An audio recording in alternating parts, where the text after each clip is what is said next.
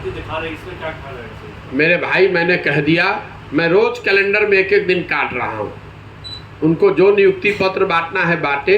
वो अगर जाली नियुक्ति पत्र भी बांटना शुरू कर दें तब भी 10 लाख सरकारी नौकरी का नियुक्ति पत्र नहीं बांट सकते हैं, मेरा विश्वास है। ये झूठ बोल रहे हैं ये लोग, क्योंकि उनके पास ना कोई योजना है, ना कोई उन्होंने इसको सोचा। गांधी मैदान में खड़े हुए घोषणा कर दी।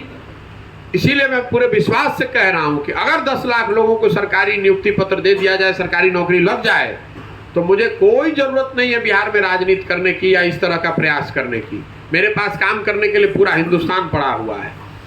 आप अगर 10 लाख लोगों को सरकारी नौकरी देने का मतलब ये है कि बिहार की कई और व्यवस्थाएं बहुत अच्छी हो जाएंगी, तभी तो आप नौकरी दे पाइएगा।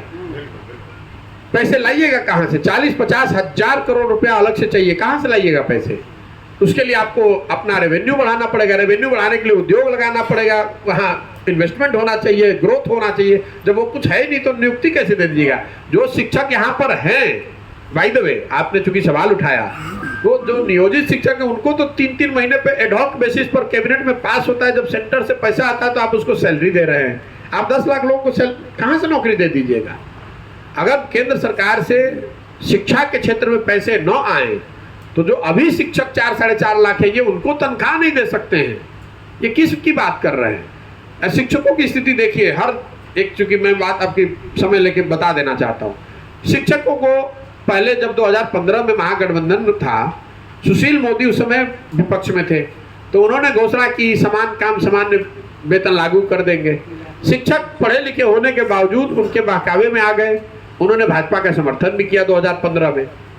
संयोग देखिए कि 2017 में वही सुशील मोदी डिप्टी सीएम बन गए, तो उनके पास अवसर था ये काम को करने का। 5 वर्ष में उन्होंने काम नहीं किया।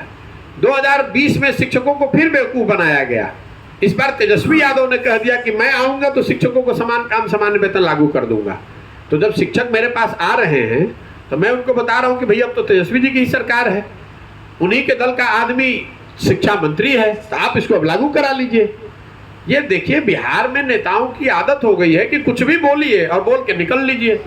आपको मालूम है कि चुनाव जब होगा, वोट होगा, तो लोग इन बातों को भूल के वोट तो एक ही चीज पर होगा, जात पर, धर्म पर, या इस बात पर होगा कि कौन भाजपा को लाना चाहता है, कौन भाजपा को रोकना चाहता है और कौन लालू जी को रोकना चाहता है।